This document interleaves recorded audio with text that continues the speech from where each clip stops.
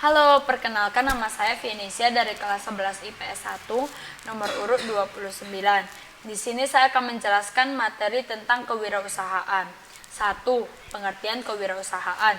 Wirausaha secara etimologi berasal dari kata wira dan usaha. Wira berarti pejuang, pahlawan, manusia unggul, teladan, berlatih luhur, gagah, berani, dan berwatak agung. Pengertian-pengertian dari wirausaha banyak diartikan oleh para ahli, yaitu 1. Menurut Joseph Schumpeter pada tahun 1934, ia menjelaskan wirausaha artinya seorang investor yang mengimplementasikan perubahan-perubahan di dalam pasar melalui kombinasi-kombinasi baru. Kombinasi baru tersebut bisa dalam bentuk 1. Memperkenalkan produk baru, 2. Memperkenalkan metode produksi baru, 3. Membuka pasar baru atau new market, 4. Memperoleh sumber pasokan baru dari bahan atau komponen baru, 5. Menjalankan organisasi baru pada suatu industri. Yang kedua, menurut Soeharto Pariwiro pada tahun 1997, ia menjelaskan, kewirausahaan artinya suatu nilai yang diperlukan untuk memulai suatu usaha dan perkembangan usaha. Yang ketiga, menurut Richard Cantillon pada tahun 1973, ia menjelaskan, kewirausahaan artinya sebagai bekerja sendiri. Yang keempat, menurut S. Wijanti 1988, kewirausahaan artinya suatu sifat keberanian, keutamaan, dan keteladanan dalam mengambil resiko yang bersumber pada kemampuan sendiri. Yang kedua, etika wirausaha. Suatu kegiatan haruslah dilakukan dengan etika atau norma-norma yang berlaku di masyarakat bisnis. Dalam etika berusaha, perlu ada ketentuan yang mengaturnya. Adanya ketentuan yang diatur dalam etika wirausaha secara umum adalah sebagai berikut. 1. Sikap dan perilaku seorang pengusaha harus mengikuti norma yang berlaku dalam suatu masyarakat atau negara. Yang kedua, penampilan yang ditunjukkan seorang pengusaha harus selalu apik, sopan, terutama dalam menghadapi situasi ataupun acara-acara tertentu. Yang ketiga, cara berpakaian pengusaha yang harus sopan dan sesuai dengan tema dan waktu yang sudah ditentukan. Keempat, cara berpakaian seorang pengusaha juga mencerminkan usahanya, sopan, penuh tata krama, tidak menyinggung atau mencela orang lain. Yang kelima, gerak-gerik pengusaha juga dapat menyenangkan orang lain. Hindari gerak-gerik yang mencurigakan orang lain. Kemudian, etika atau norma yang harus ada dalam benak dan jiwa setiap pengusaha adalah sebagai berikut. 1. Kejujuran. Seorang pengusaha harus selalu bersikap jujur dalam berbicara ataupun bertindak. Jujur itu perlu agar berbagai pihak percaya terhadap apa yang akan kita lakukan. Tanpa kejujuran, usaha tidak akan maju dan tidak dipercayai konsumen atau mitra kerjanya. Yang kedua, bertanggung jawab. Pengusaha harus bertanggung jawab terhadap segala kegiatan yang berlaku di dalam bidang wirausahanya. Kewajiban terhadap berbagai pihak harus segera diselesaikan. Yang ketiga, menaati janji. Pengusaha dituntut selalu janji, misalnya dalam hal pembayaran, pengiriman barang, atau penggantian. Pengusaha juga harus konsisten terhadap apa yang telah dibuat dan disepakati sebelumnya. Yang keempat, disiplin. Pengusaha harus selalu patuh dan menaati hukum yang berlaku, baik yang berkaitan dengan usahanya, misalnya dalam hal waktu pembayaran atau pelaporan kegiatan usahanya. Yang kelima, taat hukum.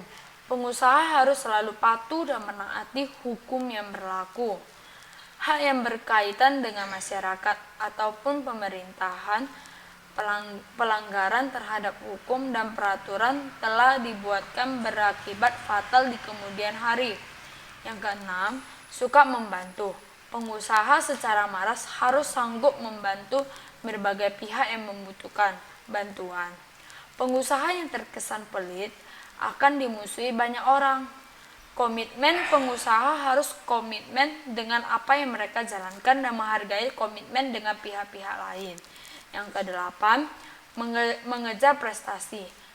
Pengusaha yang harus selalu berusaha mengejar prestasi setinggi mungkin, tujuannya agar pengusaha dapat bertahan dari waktu ke waktu. Yang ketiga, tujuan dan manfaatnya. Berikut ini tujuan etika yang selalu ingin dicapai oleh perusahaan. 1. Untuk persahabatan dan pergaulan. Etika dalam meningkatkan keakraban dengan karyawan, pelayanan, atau pihak-pihak yang berkepentingan. 2. Menyenangkan orang lain. Sikap menyenangkan orang lain merupakan sikap mulia. Menyenangkan orang lain berarti membuat orang lain menjadi suka dan puas terhadap pelayanan kita. Yang ketiga, membujuk pelanggan. Setiap calon pelanggan memiliki karakter dan sifat yang berbeda-beda. Berbagai cara dapat dilakukan perusahaan untuk membujuk calon pelanggan. Yang keempat, mempertahankan pelanggan. Melalui pelayanan etika, seluruh karyawan pelanggaran lama dapat dipertahankan karena mereka sudah merasa puas atas layanan yang diberikan. Yang kelima, membina dan menjaga hubungan. Hubungan yang sudah berjalan baik harus tetap dan terus dibina. Hindari adanya perbedaan paham atau konflik. Ciptakan dalam keadaan akrab. Masyarakat kewirausahaan. 1. Manfaat kewirausahaan. 1. Menambah daya tampung tenaga kerja sehingga mengurangi pengangguran. Yang kedua, sebagai generator pembangunan lingkungan, pribadi, distribusi, pemeliharaan lingkungan, dan kesejahteraan. Yang ketiga, memberikan contoh bagaimana hukum bekerja keras, tekun, dan memiliki pribadi yang unggul patut untuk diteladani. Yang keempat, berusaha mendidik karyawan menjadi orang yang mandiri, disiplin, tekun, dan jujur dalam menghadapi pekerjaannya. Yang kelima, berusaha mendidik masyarakat agar hidup efisien, tidak foya-foya, dan tidak boros. Proses kewirausahaan terdiri dari 4 langkah. Yang pertama, memutuskan seseorang menjadi seorang pengusaha. Keputusan seseorang menjadi pengusaha didorong akan sebuah kejadian. Contohnya, seseorang yang menemukan ide-ide baru. Yang kedua, mengembangkan ide usaha yang baik. Setelah seseorang memutuskan untuk menjadi pengusaha, ia harus mengembangkan ide usahanya yang lebih lanjut.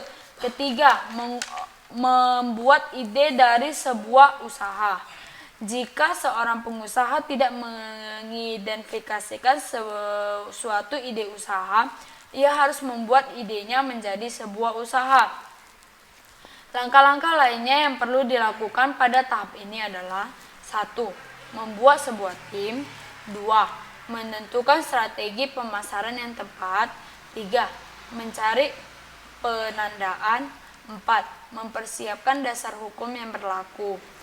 90% orang kaya itu karena bisnis, bukan menjadi pegawai atau karyawan perusahaan. Pedagang merupakan salah satu cara memperoleh rezeki. Sekian dari saya, terima kasih.